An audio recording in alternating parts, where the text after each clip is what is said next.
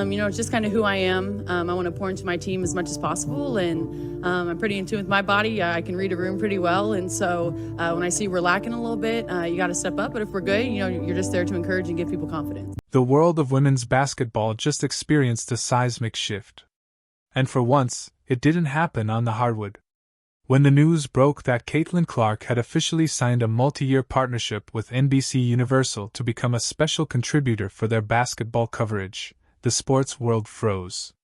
This wasn't just a rookie signing a standard sponsorship. This was a hostile takeover of the media narrative.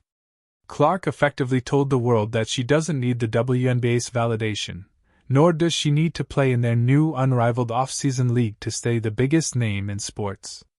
But while the WNBA establishment responded with their usual icy silence, one player decided to break ranks. Sophie Cunningham, the Phoenix Mercury star, often painted as the villain in Clark's story, has seemingly had enough of the charade. In a series of moves and comments that have flown under the radar of the mainstream media, Cunningham has exploded at the hypocrisy that is rotting the league from the inside out. She is exposing the jealousy, the financial stupidity, and the internal politics that are threatening to ruin the biggest golden goose the sport has ever seen. To understand why Sophie Cunningham is losing her patience, you have to understand the magnitude of what Caitlin Clark just did. For decades, the script for WNBA players was written in stone. You play the season and then you go overseas to Russia, Turkey, or China to grind for a paycheck because the league doesn't pay enough to live comfortably on a superstar level. Or more recently, you bow down to the pressure and join the league-approved off-season camps. Clark took that script and threw it in the trash. By joining NBC, she will be appearing on Sunday Night Football broadcasts, Big Ten Saturday Night, and debuting at Madison Square Garden. But she won't be in a jersey sweating for a loose ball. She'll be in a blazer sitting next to icons like Vince Carter and Carmelo Anthony. This is a level of mainstream integration that no female basketball player has ever achieved this early in her career. She is positioning herself not just as a WNBA player but as a peer to the biggest male athletes in the world. And the silence from the WNBA league office, it speaks volumes. They know they are losing control over her. And that terrified silence is exactly what Sophie Cunningham is reacting to. The backdrop of this explosion is the drama surrounding the new unrivaled league. This 3-on-3 league was founded by Breanna Stewart and Nafisa Collier, two massive stars who are also high-ranking officials in the WNBA Players Association. They aggressively courted Clark, reportedly offering her over $1 million equity in the league and a contract structure that was compared to Lionel Messi's deal in Miami. The pressure was immense. The narrative being spun behind the scenes was that if Clark didn't join, she wasn't supporting the sisterhood. She was expected to use her fame to boost their league to put money in their pockets. When Clark said no and chose NBC instead, the resentment in the old guard circles reached a boiling point. They viewed it as a betrayal. But this is where the story twists. Sophie Cunningham, who has been around the block, sees the situation for what it really is, a smart business move. Cunningham knows that the unrivaled league has a potential conflict of interest. Active players running a league and pressuring other players to join creates a weird, uncomfortable power dynamic. By rejecting that pressure, Clark proved she can't be bought or bullied. The media has spent the last year trying to manufacture a blood feud between Sophie Cunningham and Caitlin Clark. They replay the clips of physical fouls, the trash talk, and the hard screens trying to paint Cunningham as the enforcer sent to humble the rookie. And sure, Sophie plays a physical, gritty game. That's her brand. But off the court, Sophie is one of the sharpest business minds in the league. While other veterans were busy throwing shade on podcasts or claiming Clark isn't that good, Cunningham was the one who kept it real. In the midst of the charter flight debates, it was Cunningham who openly admitted that the only reason they weren't flying commercial anymore was because of Caitlin Clark. She exploded the narrative that the league was growing organically. She gave credit where it was due.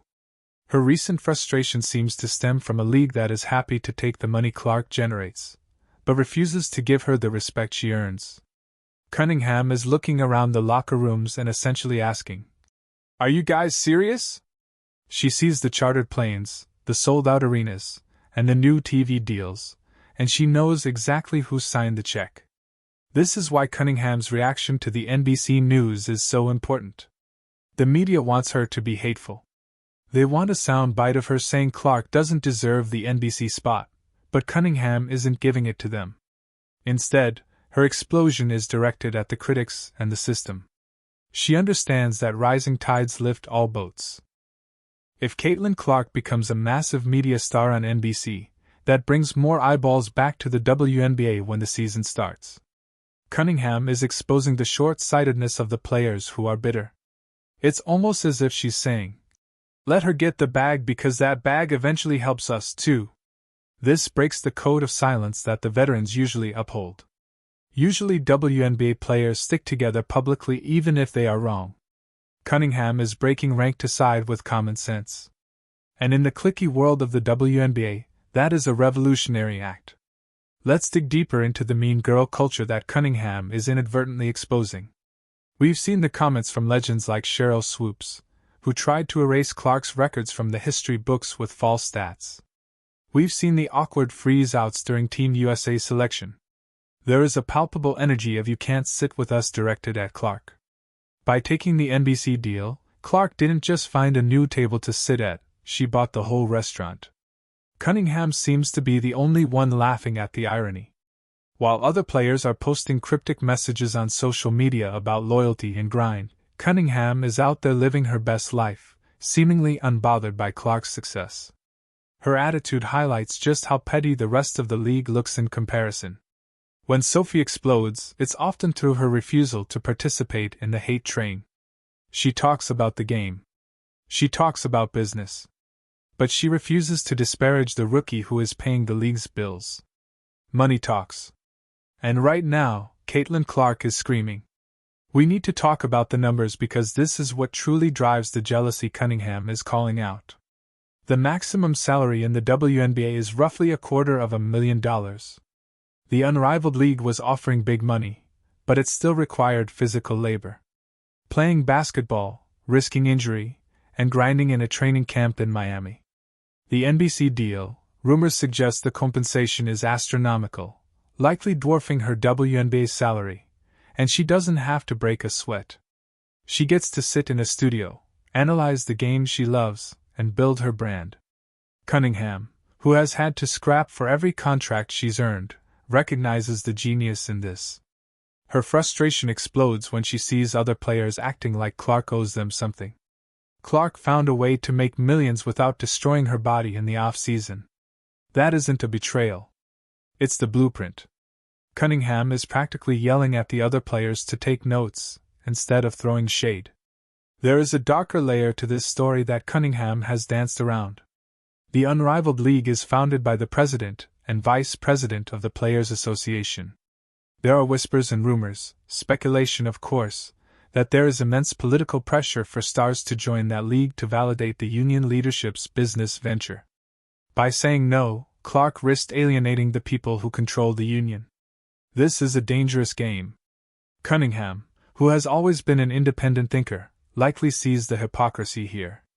How can the union reps look out for Clark's best interests if they are also her employers in the off-season? It's a messy web of conflicts. When Cunningham speaks out about keeping it real, she is often signaling that the public narrative doesn't match the private politics. She knows that Clark's rejection of Unrivaled wasn't just about schedule. It was about freedom. And Cunningham respects freedom. Sources and rumors have swirled all year about divided locker rooms across the league.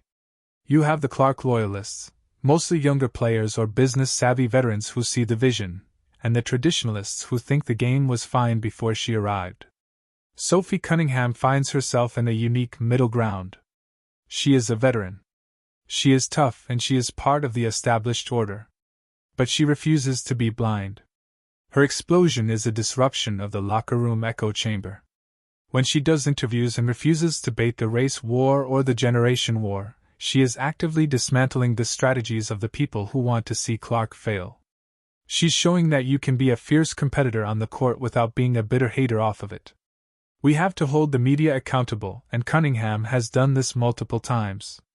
Networks like ESPN and even social media aggregators thrive on the Sophie hates Caitlin narrative.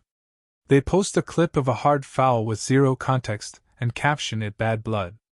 But watch the interactions after the whistle. Watch the post-game handshakes. There is mutual respect there. Cunningham's recent outburst against the narratives is her way of taking back control of her own image. She isn't going to let the media use her as a pawn to attack Clark. By refusing to play the role of the villain regarding the NBC News, she ruins the media's script. They wanted her to be angry that Clark is getting airtime. Instead, she's minding her own business and preparing for the season, effectively validating Clark's move as game recognizes game. The WNBA has always held the cards. They control the schedule, the fines, and the exposure. But with NBC, Clark has a platform that is arguably larger than the WNBA itself. Sunday Night Football is the most watched program in America. If Clark mentions a WNBA grievance on that broadcast, millions hear it. She now has a megaphone that the league cannot censor. This terrifies the old guard executives. Sophie Cunningham, who has clashed with league officiating and politics before, understands the value of this leverage. Her stance supporting the players' right to maximize their value align with Clark's move.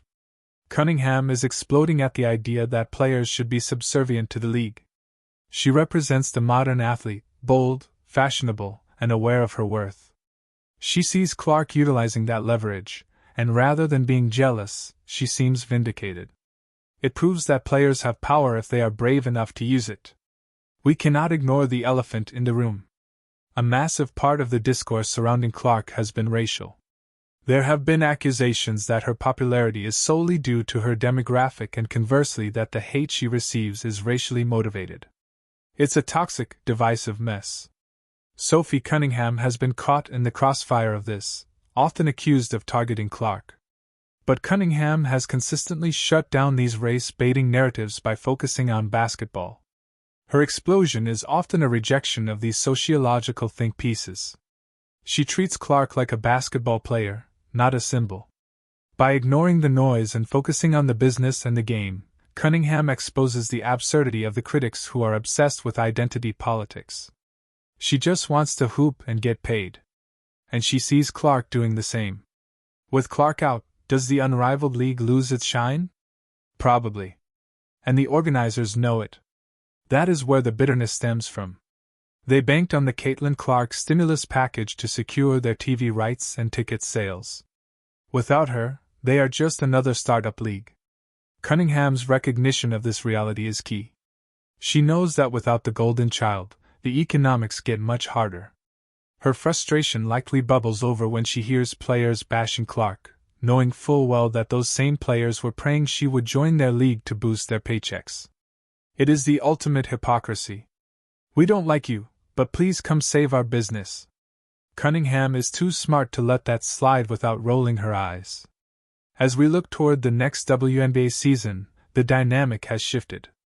Clark will return to the Indiana Fever, not just as a sophomore point guard, but as an NBC broadcaster with the backing of a major media conglomerate.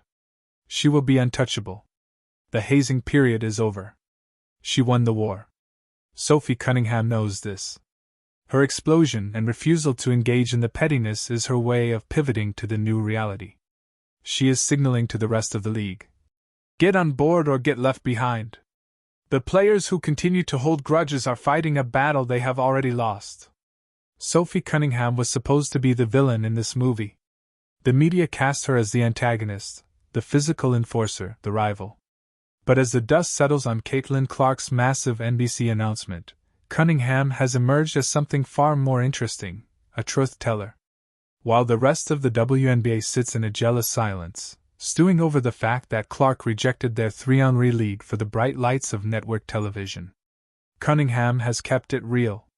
She has exposed the hypocrisy of a league that loves Clark's money but hates her influence. She has exploded at the fake narratives and the bad business sense of her peers. In doing so, she has proven that she isn't Clark's enemy. She's just a competitor who respects the hustle. Caitlin Clark has changed the game forever.